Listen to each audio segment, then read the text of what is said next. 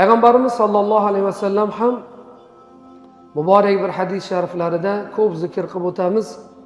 Aytadilarki, man adkhala ala ahli baytin minal muslimina sururan lam yardallohu anhu sawaban dunal janna dedilar.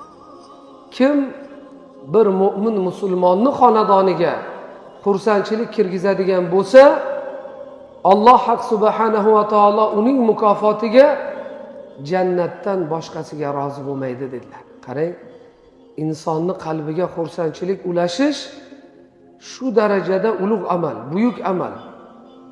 Alloh unday kishini mukofotiga jannatdan boshqasiga rozi bo'lmas ekan. Demak, insonlarning qalbiga ulashishlik insonni jannatga olib boradigan amal hisoblanar ekan.